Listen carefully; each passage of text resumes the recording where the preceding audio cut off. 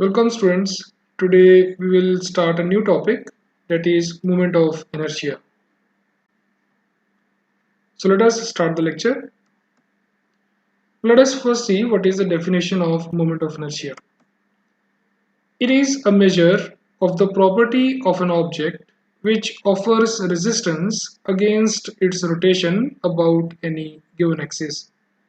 So let us understand this through an example. Suppose we have a wheel and let us say we want to rotate this wheel about this axis which is perpendicular to the plane of the wheel. So let us call this as axis of rotation. So if we want to rotate this wheel about this axis, then wheel will offer some resistance against its rotation about this particular axis. So moment of inertia helps us to find that how much resistance a particular object offers against its rotation about any particular axis. So we can say that it tells us how difficult is it to change the rotational velocity of the object about a given axis. So if any object has large moment of inertia about any particular axis, so that particular object will be difficult to rotate about the given axis as compared to the object having less moment of inertia about the same axis.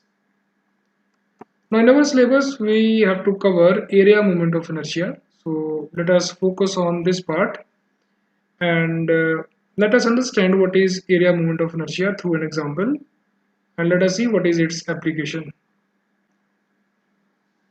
So over here one example is shown. Let us say there is some canal and we have to cross that canal through the two beams, and over here you can see the size of these two beams is same, but their orientation is different in these two positions.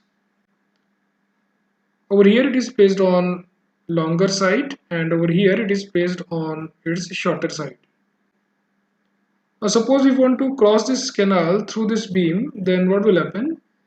This particular beam will bend more as compared to this beam, and these two beams will bend about this particular plane. So this beam will bend more as compared to this one. Then we will say that the area moment of inertia of this beam is lesser about this plane as compared to this beam. So if we will see their cross section from this end, we will get these two cross sections. Now you can see in both the cases the area of cross section is same, there is no difference. But the first case offers less area moment of inertia than the second case, and the first beam will bend more as compared to the second beam. This is because of the less area moment of inertia offered by this particular cross section about this plane as compared to this particular cross section. So in order to get large area moment of inertia for a particular cross section, we normally use I sections. We have seen these I section beams in the construction work, and these beams take a lot of load and they don't bend, and they can support a lot of load without any bending. This happens because of large area moment of inertia offered by this particular section, that is I section. So from these three examples, if we have to define what is area moment of inertia, what is its significance, then we can say that is a geometrical property of an area which reflects how its points are distributed with regard to an arbitrary axis, and so is a measure of how much resistance the area has to bending.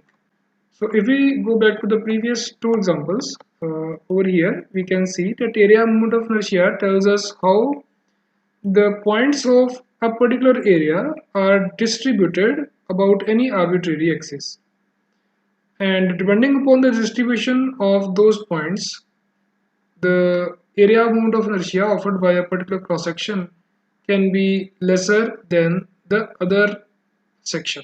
Over here you can see that cross-section area is the same in both the cases, but this particular case offers large area moment of inertia, and this happens because of the positioning of the points of this area away from the arbitrary axis about which we have to find the bending. So this particular cross section will offer more area moment of inertia or will offer less bending as compared to this cross section.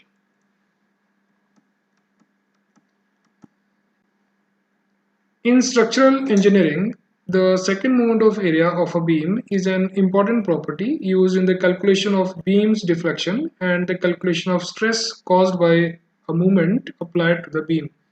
So this we have already seen in the first two examples, that area moment of inertia basically helps us to find out how much deflection a particular beam offers.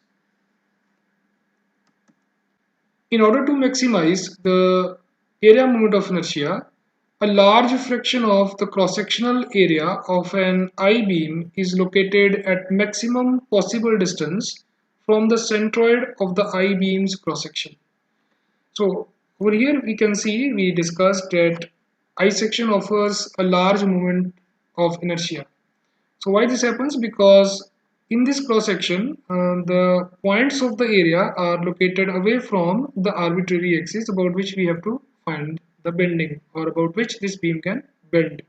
So because of that, it offers large area moment of inertia, which helps the beam to take the large amount of load without bending. Now we'll discuss theorem of perpendicular axis. This will be very helpful for us in order to find out area moment of inertia of composite sections.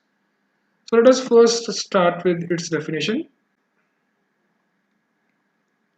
It states if Ixx and Iyy be the moments of inertia of a plane section about two perpendicular axes meeting at a point O, the moment of inertia Izz about the axis zz perpendicular to the plane and passing through the intersection of x-axis and y-axis is given by this formula. Izz is equal to Ixx plus Iyy. So let us understand this through an example. Suppose we have an area and we have three axes in that area, and let us say this is the origin of these three axes. And let us say we know the moment of inertia of this area about x-axis, and that is labeled as Ixx, and it is in the plane of the area. And let us say we also know the moment of inertia about this area along y-axis, and it is labeled as Iyy, and it is also in the plane of the area. Now this theorem says that if we know the moment of inertia of any area about two axes which are perpendicular to each other and which are in the plane of the area, then we can find out the moment of inertia of the area about the third axis which is perpendicular to the plane of area by this particular formula, that is Izz equal to Ixx plus Iyy. So this particular theorem will be helpful in finding the moment of inertia about a particular axis which is perpendicular to the plane of the area. Next is theorem of parallel axis. It states that if the moment of inertia of a plane area about an axis through its center of gravity is denoted by Ig, then moment of inertia of the area about any other axis AB parallel to the first axis and at a distance h from the center of gravity is given by IAB is equal to Ig plus AH square, where A is the area and h is the perpendicular distance between the two parallel axes. So let us understand this through an example. Suppose we have an area and let us say it is noted as small letter a, and let us say G is the centroid of that area, and let us say we have one axis that is passing through the centroid of the area, and let us say this is centroidal axis, and the area moment of inertia about this centroidal axis is Ig. Now this theorem says that if we know the area moment of inertia of an area about the centroidal axis, and if we want to find out area moment of inertia of an area about any other axis parallel to its centroidal axis, then we can use this formula. This formula will give us the area moment of inertia of an area about any other axis parallel to its centroidal axis. So this is equal to Ig plus AH square, where A is the area and H is the distance between the two parallel axes. So this theorem will be helpful for us in solving some problems on composite sections. So in this lecture we have talked about general definitions of area moment of inertia. We have seen what is the application of area moment of inertia, and we have talked about two theorems also. In the next part of the lecture we will be discussing about moment of inertia of some regular shapes. Thank you very much.